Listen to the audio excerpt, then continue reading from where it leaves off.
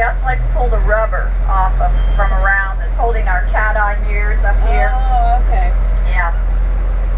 So don't give them the opportunity to do that. Everybody get your pictures there. There's Gobi. He's our male. He's the darker one coming up. No, right? It's on the outside. Oh, okay. Yeah. They're coming up to us a lot. They are Whoa. coming up to us. They wanna How come and cool visit is us. that? Woo! Pretty flexible necks. Did you know they have a ball and socket in their necks? All their joints in their really? necks are ball and socket. So they can do that kind of flipping over like that. Look at the eyelashes. Yeah. All right. Everybody have a seat. We want to get over there and visit those onagers. Hopefully get a glimpse of the baby before they decide to go somewhere where we might not be as close to them. Well, say goodbye to our back-ring camel. Say bye to Gobi. Bye, Gobi. See you later, buddy. That was worth $30.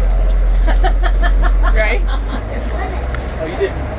Now, we talked about the wild bacteria being one of the most endangered, critically endangered, and probably one of the most, I would say, serious issues for many, many animals today is something we call habitat loss or habitat destruction. And of course, habitat meaning their homes where they evolved to live. And we're losing the wild places here on the planet on a daily basis. So, of course, many, many animals, there's absolutely nowhere to go. They're running out of room.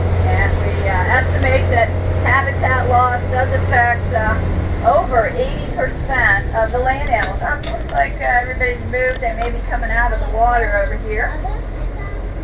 Now, there's the rhinos again. It looks like they may be coming out of the lake there.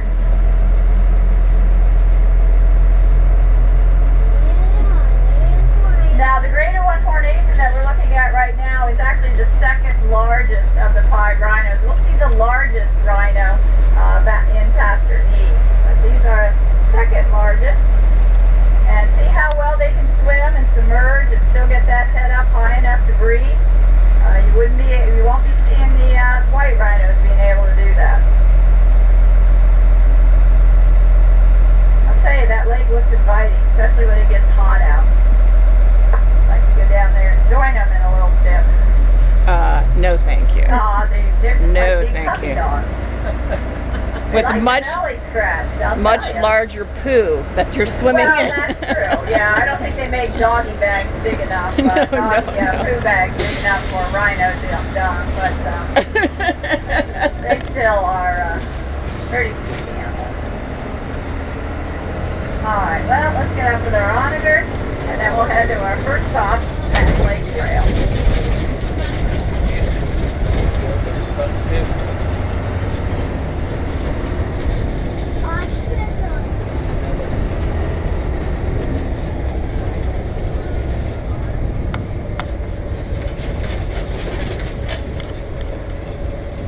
Looking for our youngster up here.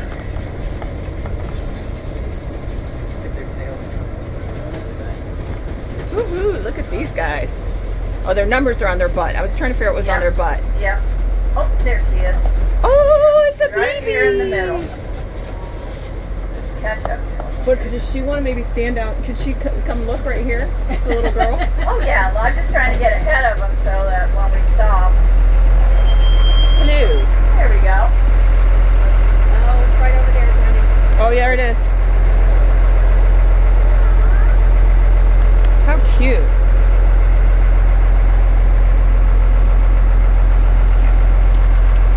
Anybody tell you why we have numbers on our hind ends in any of your earlier tours? No, I don't. Alright, and I'll also tell you why they come alongside the bus if you didn't know that as well. When we first started getting wild equids, I've had horses my entire life, I still do.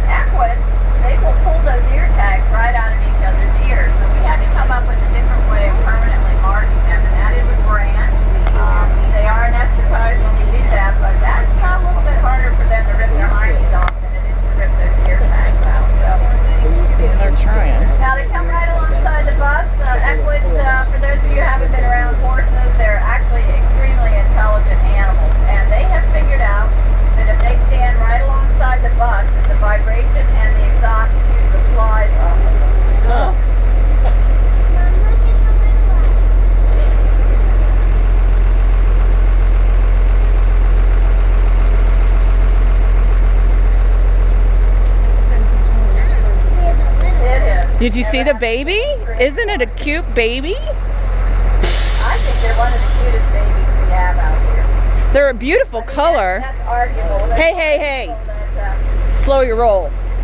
oh, that's important. That's what they got to do. If you've been around horses, especially in a herd situation, there's a definite pecking order, and if somebody oversteps their bounds, they're going to be put right back in place. So they know. You guys look well fed. Oh yeah, they're very what's called round-barreled animals. So very well-sprung ribs there. Oh, the baby's eating. Oh.